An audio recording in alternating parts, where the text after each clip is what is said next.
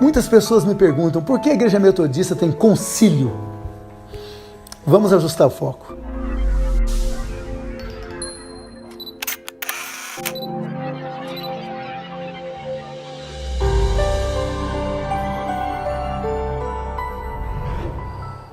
Na verdade, a Igreja Metodista tem 3 aspectos que nós precisamos lembrar sempre.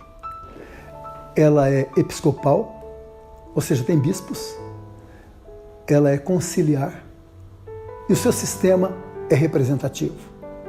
Então, repetindo, episcopal, conciliar e representativo. Com relação ao episcopal, a ter bispos, é simples. O próprio apóstolo Pedro diz que Jesus Cristo é o pastor e bispo das nossas almas. Portanto, pastor e bispo não são títulos, são funções bíblicas para cuidado do rebanho. Com relação ao concílio, a igreja ser conciliar, eu quero dizer que a igreja em Atos dos Apóstolos era uma igreja essencialmente conciliar.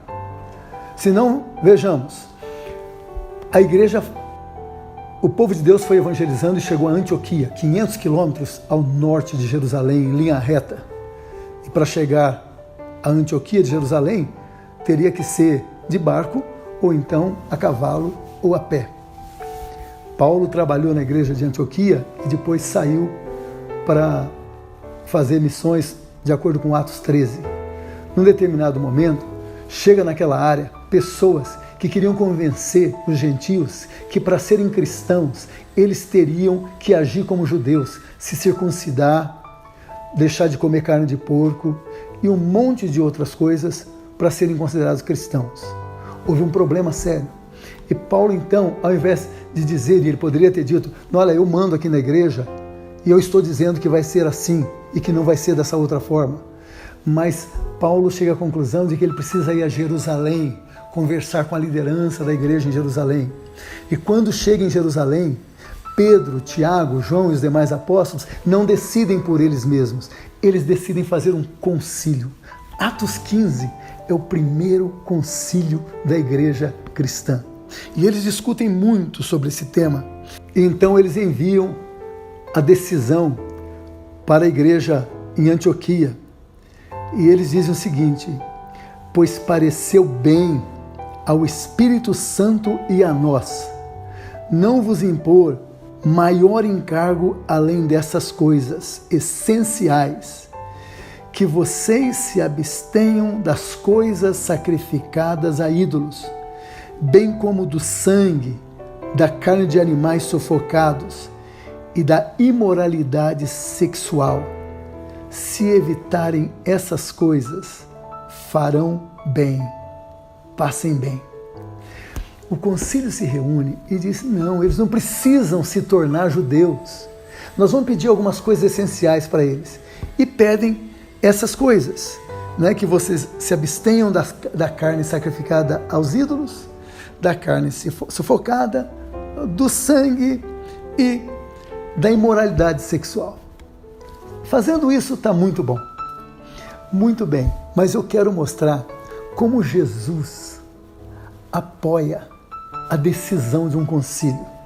E esse apoio de Jesus, o Cristo ressurreto, a essa decisão do concílio, vai aparecer nas cartas às igrejas do Apocalipse, quando Jesus está falando com a igreja de Pérgamo. A igreja de Pérgamo era uma igreja sofredora. Ela estava num centro de idolatria tremendo. Teve um sujeito, um irmão da igreja de Pérgamo, Antipas, que foi morto e a igreja continuou firme. E Jesus faz esses elogios à igreja e depois ele diz o seguinte: tenho porém contra você algumas coisas. Estão aí em seu meio os que sustentam a doutrina de Balaão, o qual ensinava Balaque a armar ciladas diante dos filhos de Israel para que comessem coisas sacrificadas a ídolos e praticassem a prostituição. Que coisa incrível! Atos dos Apóstolos, um concílio decide que eles devem evitar carnes sacrificadas a ídolos e prostituição. Jesus parece que está lembrando a igreja em Pérgamo, escuta, aquilo que os apóstolos e os irmãos decidiram naquele primeiro concílio, eu reafirmo, vocês deveriam inclusive estar obedecendo a mesma regra. Então o concílio é bíblico e é bênção de Deus. E o sistema representativo é que a igreja local é o único lugar onde não é representativo. Todos participam. Quando chega no distrito, na região, na área geral, nós temos pessoas que representam a nossa opinião e o nosso desejo naqueles fóruns. Inclusive, a ida de Paulo, Barnabé e alguns para Jerusalém mostra que Antioquia não foi toda a igreja lá. Ela teve representantes. Episcopal, conciliar e representativo, ajustando o foco das características da nossa igreja metodista. Abraço a você.